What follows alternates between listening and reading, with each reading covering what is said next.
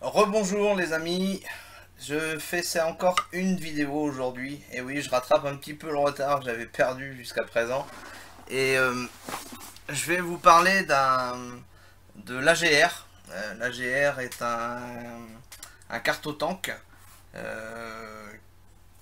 qui est assez sympa. Enfin moi personnellement je l'aime bien pour plusieurs choses, et je vais donc vous en parler maintenant. L'AGR donc se présente dans une boîte comme ceci. Bon, elle est déjà ouverte puisque j'étais en train de regarder à nouveau le matériel. Je regarde à nouveau le matériel pour une simple et bonne raison, c'est que c'est très rare quand je vape sur du carto-tank. Parce que c'est une vape qui n'est pas forcément la mienne, mais que je trouve quand même très intéressante. Donc c'est pour ça que j'en parle. Voilà. Dans cette petite boîte, on a deux tanks. Hop, je les sors pour pouvoir vous les présenter. Désolé pour le bruit du plastique. Pas très agréable, mais ça, on ne peut pas faire autrement. Donc un tank ici qui prendra en compte les cartomiseurs 40 mm.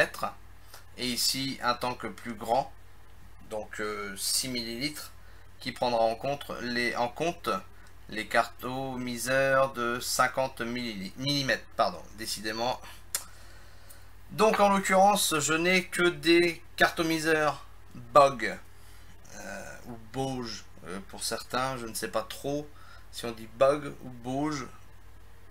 Moi je dirais Bog, voilà, tout simplement. Bog comme la grenouille. Et je vais utiliser le petit tank puisque je n'ai des cartomiseurs, donc en l'occurrence que voici Bog, que en 40 mm. Donc la petite bête normalement, hop là, est livrée comme ça. Je vous remonte, je fais le chemin à l'envers, c'est pas grave. À la base, quand on ouvre la boîte, on a le grand tank qui est libre et le petit carto tank, enfin le petit tank qui est mis avec son dispositif caps supérieur et caps inférieur. Et on a cette fameuse pièce qui elle est rainée à 4 points pour apporter un flux d'air conséquent et même très intéressant d'ailleurs, très intéressant. C'est limite si ça me ferait pas revenir en arrière sur mon choix d'utiliser ou pas un carto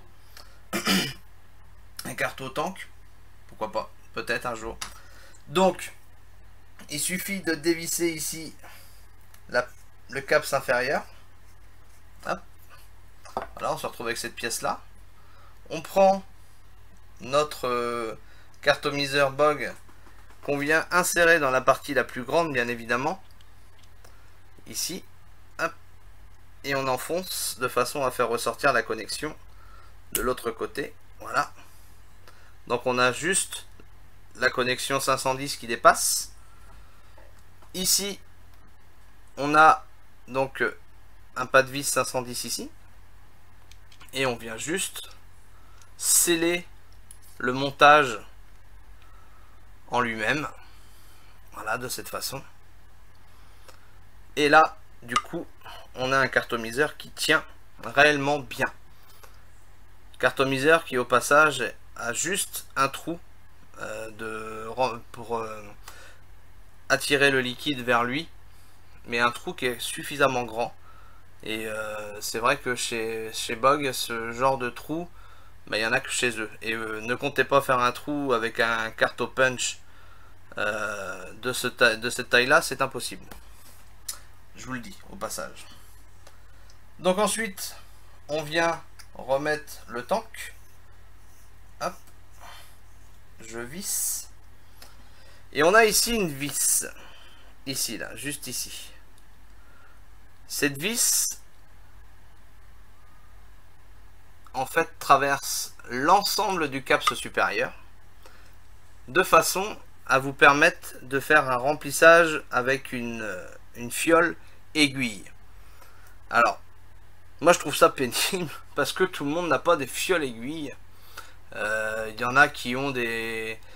par exemple, je prends l'exemple des flacons Halo qui ont un compte-gouttes, par exemple. Puisque je dis ça parce que j'ai vu ça sur la vidéo d'un ami. Donc que je salue au passage, Chris.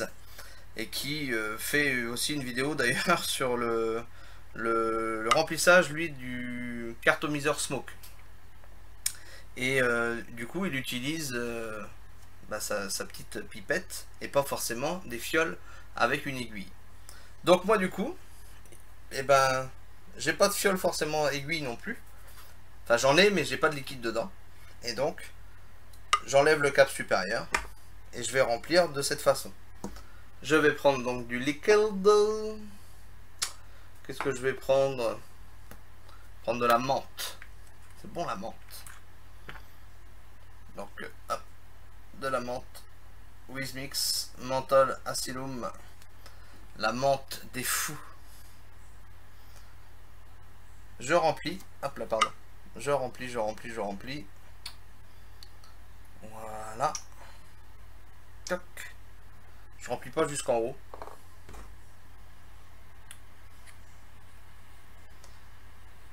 Voilà. Alors vous allez me dire, mais normalement on met des gouttes dans le cartomiseur avant de faire tout ça. Eh bien non, pas forcément.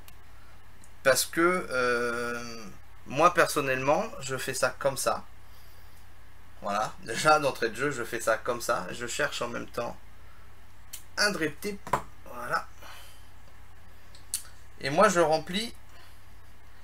Eh bien je remplis. Alors, prenez un exemple concret là, tout de suite. Ce genre de drip tip ne va pas sur la GR à cause de la vis. Le vase ne s'enfonce pas complètement. Et du coup, on ne peut pas vaper avec ce genre de drip tip si on garde la vis. Donc je vais prendre un petit drip tip. Ce genre de choses. Voilà. Et je vais aspirer moi en fait.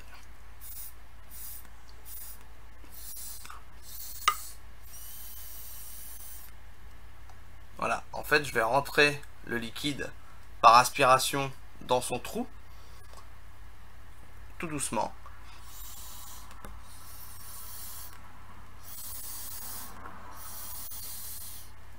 Voilà, je commence même à sentir la menthe là. Donc là, vous voyez, le niveau de liquide a vachement baissé, puisque tout est rentré dans le carton en fait. On va visser ça sur une batterie. J'adore prendre l'accent anglais. Non, c'est nul, je prends pas du tout l'accent anglais. Je suis une bille en anglais. Vous avez déjà pu vous en rendre compte d'ailleurs. Alors, que me dit la bête? Il détecte une résistance de 2 ohms. Hop, 2 ohms. Je sais pas si on va voir là du coup. Voilà, c'est noté ici, 2 ohms. 2 ohms, on va monter un petit peu parce qu'à 9 watts, ma foi, on peut monter je crois sur les cartos un peu plus. Allez, je mets 10 watts. On va voir ce que ça donne. C'est parti.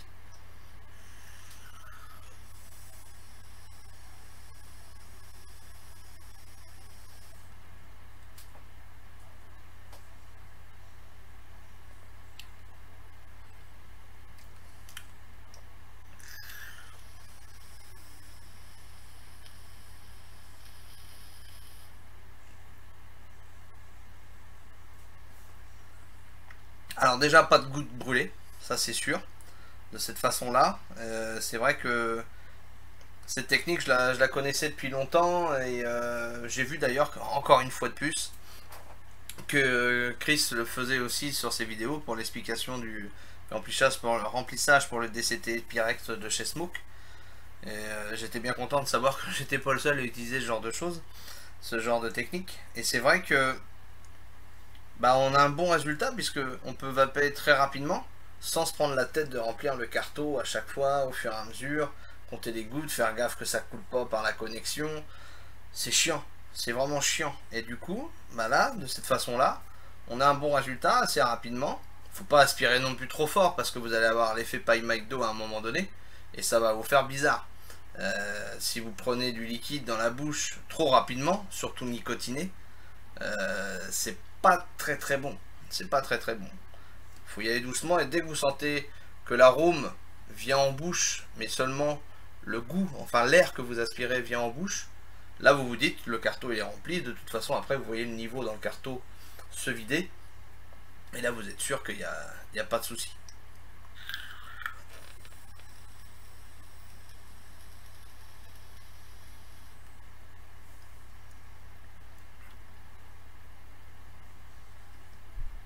Pas pris beaucoup là, tiens.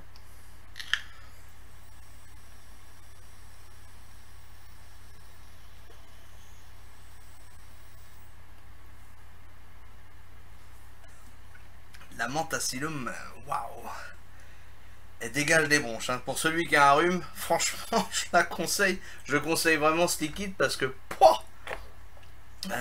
ouais, une fois qu'on a bien pris sa bouffée, waouh, ça fait du bien.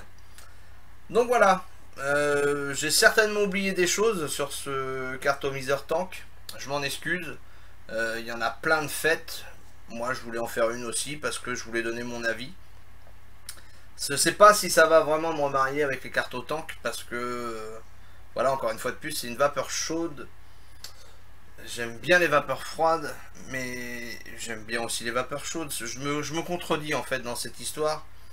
Mais je sais pas, c'est une vape qui me paraît bizarre un petit peu. Mais c'est vrai qu'avec le Cartobog, depuis que je les essaye, la vape est différente, la vape est plus agréable, la vape est plus confortable. Donc, pourquoi pas? Je vais tenter de continuer un petit peu dans ce but-là, voir ce que ça donne. Et puis, bah, ma foi, si ça s'accorde bien, ouais, peut-être que j'y viendrai. Peut-être. Voilà. Je vous souhaite une bonne soirée. Je vous dis à bientôt. Salut.